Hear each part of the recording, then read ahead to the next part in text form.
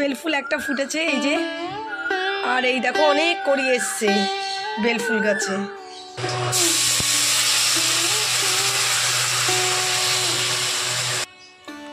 আর এই দেখো জবা হয়েছে, এই দেখো।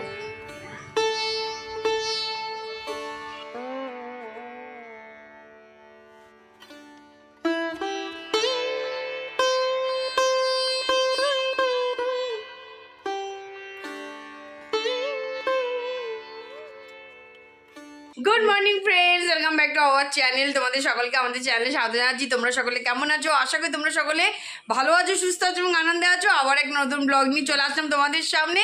তা চলো, আজকে মঙ্গলবার সকাল সকাল আজকে যে ব্লগটা শুরু করে দিলাম, কিন্তু বাইরে রোদ্দুর দেখে মনে হচ্ছে না যে সকাল সকাল উঠেছি, কারণ বাইরে রোদ্দুর দেখে মনে হচ্ছে না দুপুরের রোদ্দুরের মতন করা রোদ্দুর। কি অবস্থা, কী যে হবে কি আমি জানি না। আর সকালবেলা যে বেরোলে যে কী কষ্ট হচ্ছে, ঝুমিকে আমি তাই বলছি, ঝুমি সকালবেলাটা যে বিকালবেলাটা বেরোনো শুরু কর, কারণ রোদ্দুরটা লাগলে সত্যি কষ্ট হচ্ছে বিশাল।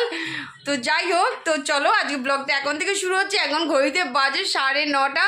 তো আজকে ব্লগটা খুব তাড়াতাড়ি শুরু করে দিলাম। তো চলো এখন থেকে আমরা যা যা করবো সব কিছু তোমাদের সঙ্গে শেয়ার করতে থাকবো। তো পুরো ঘর ফেলানো রয়েছে। আজকে সকালে চাও এখনো খাইনি, তো চা খাবো। এইদিকে কাজ টাজ করে ভাবলাম একটু পরেই চাটা খাই। এই গরমে সত্যি আর চা খেতে ইচ্ছাই করছে না, তা ভাবলাম যে এইটা চাটাকে কমিয়ে নিয়ে আসি। তো সব কিছু করে খেলে তা একবারই খাওয়া হবে সকালবেলা, ওই কারণেই দেরি করে খাচ্ছি। তা চলো দেখতে থাকো, সাথে থাকো, পাশে থাকো, চলো। তা চলে এসেছি রান্নাঘরে। তো রান্নাঘরে এসে দেখি মা ডাল সিদ্ধ হয়ে গেছে, আর এখানে সোমবড়া দেবে বলে সোমবড়াও রেডি হয়ে গেছে। একটু শুধু ডালটাকে দিলেই হয়ে যাবে। এদিকে দুধ গরম হয়ে গেছে।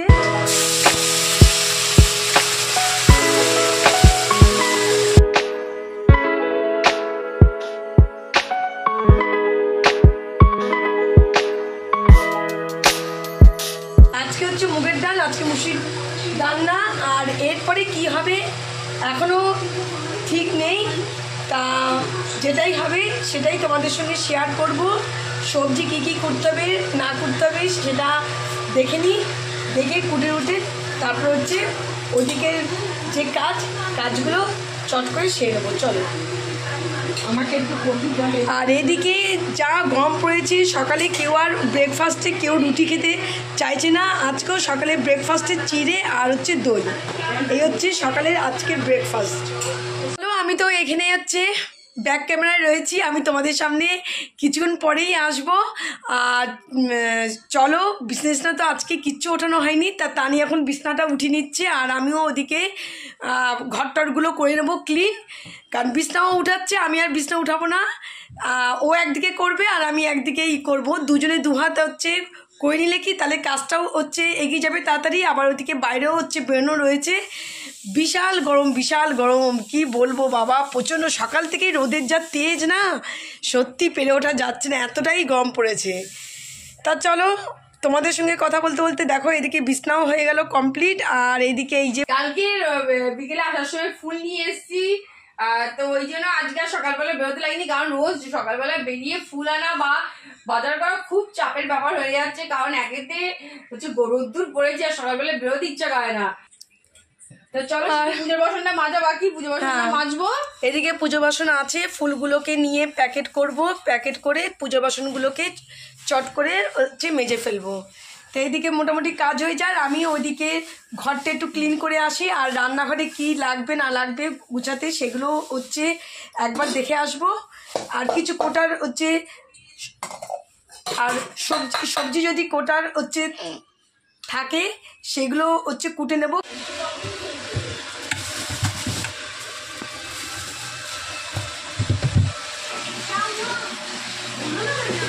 নাও লঙ্কা। চলো, ঝুমি ফ্রিজ থেকে কচু তো বের করে দিল। তোমরা দেখেছো কালকেও আমাদের কচু হয়েছে। হ্যাঁ, কচুটা একটু বেশি করে নিয়ে আসা হয়েছিল, তো 2 দিন মিলেই করে দিচ্ছি। কিন্তু 2 দিনেই হচ্ছে নিরামিষই হচ্ছে, আমিষ হচ্ছে না। তো ইলিশ মাছের মাথা দিয়ে বা চিংড়ি মাছ দিয়ে খুব ভালো লাগে কচু খেতে, কিন্তু তো আমরা আনিনি, তো 2 দিনই নিরামিষ খাচ্ছি। সো যাই হোক, তো চলো, তো এটাকে এখন সিদ্ধ করবে, তারপর হচ্ছে করবে। চলো,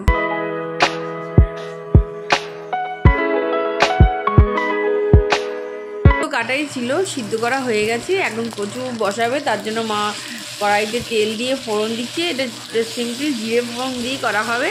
তা চলো দেখতে থাকো।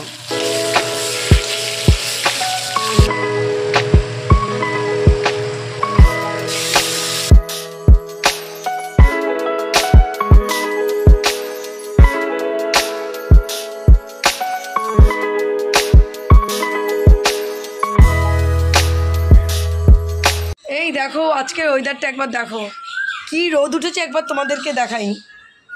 এই দেখো